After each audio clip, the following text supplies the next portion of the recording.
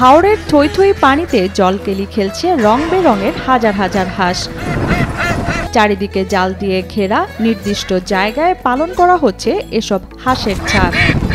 ছোট দ্বীপের মতো জায়গাটিতে হাঁস পালন করে বছরে 20 থেকে 30 লাখ টাকা আয় করেন কিশোরগঞ্জের অষ্টগ্রাম উপজেলার ভাতশালা গ্রামের আবুল কাশেম। 20-30 লাখ টাকা বেচা কিনা আইবো, আমার 10-15 লাখ টাকা লাভ হইব, আমার আসতেও লাভ হতো। 20% জায়গা জুড়ে জাল দিয়ে ঘের তৈরি করে পালন করা এসব হাঁস ডিমও দেয় নিয়ম করে, যা থেকে আয় হয় লাখ লাখ টাকা। ডিম মনে 10-15-16 লাখ টাকা বা 20 লাখ টাকার মতন বেচা কিনা আইবো। মাত্র কয়েকটি হাঁস দিয়ে ব্যবসা শুরু করলেও বর্তমানে আবুল কাশেমের খামারে রয়েছে প্রায় 2050টি দেশি হাঁস। প্রথম 4000 বাচ্চা আনছি, 4000 বাচ্চা কিনা মনে একটু সুবিধা হয়েছে। বেড়া বাচ্চাটি বিচ্চা, এই যে মহিলা বাচ্চাটি রাখলাম, লাইকা হাঁস পাললাম, পাইলা একটু ডিম টিম করাইলাম, একটু সুবিধা হলো। পানির মধ্যে ছোট এই জায়গাতে হাঁসের সাথে বসবাস করেন আবুল কাশেমও।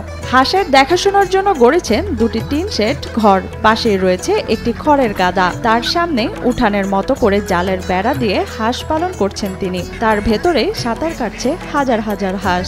বাচ্চা লইছি, বাচ্চা ফালছি, ফাইলা বেড়া বাচ্চাটি বিচ্চা মহিলা বাচ্চাটি রাখছি, রাখা ডিম টিম পারাইছি, পাড়ায় সেটা হিসাব কিতাব করে সেটা মিলাই আমি চাই দিই আমার এই সংসারটা চলবো। আজকে এবছর আবার 2050টা হাঁস। শুষ্ক মৌসুমে হাওড়ে বিস্তৃত খোলা মাঠ দেখা গেলেও বর্ষাকালে পুরো এলাকা মিঠা পানির সাগরে পরিণত হয়। হাওড়ে হাঁস পালন করায় খরচও কম পড়ে বলে জানান আবুল কাশেম। চারিদিকে অথই পানি থাকায় হাঁসের মূল খাবার শামুকও পাওয়া যায় সব সময়, ফলে কম খরচে হাঁস পালন করা যায় বলে দাবি করেন তিনি। ধান খাওয়ায়া, ফিট খাওয়ায়া বা হাঁসের শামুক টামুক মাইরা খাওয়ায়া আমার আল্লাহ দিলে সংসারটা চলে ভালোই বা আমার ভালোই উৎপন্ন হইতেছে। ধানের শামুকে পুঁজি যাবো মানে অনুমানিক 10 লাখ টাকার মতন। তবে শুধু শামুক নয়, হাঁসকে খাবার হিসাবে দেয়া হয় ধান, ফিড ও গম। তবে খামারে পালন করা হাঁসগুলোর সবই দেশি হাঁস বলে জানান আবুল কাশেম। পানি খুব যত্ন করতে হয়, ফিড দিতে হয়, ধান দিতে হয়, গম দেই। এক বস্তা ফিড খাওয়ান লাগে দৈনিক, তারপরে সেই জিরা সামনে করে খাওয়ান লাগে। আসলে কাল বিকাল রাত্রে 3 বেলা আমরা এই লালন পালন করি, আদার খাওয়াই। সঠিক প্যাড আর সঠিক তথ্য দিয়ে এসব সামলে নিব এক হয়ে। Monalisa sanitary napkin. আবুল কাশেমের এই হাঁসের খামারে কর্মসংস্থানের ব্যবস্থা হয়েছে অনেকের। এখান থেকে যা উপার্জন হয় তা দিয়ে চলে তাদের সংসার। আল্লাহ দিলে ডিম উঠতেছে, ধান টান খাওয়াইতেছি, অনেক মোটামুটি আল্লাহ ভালো পজিশন আছে।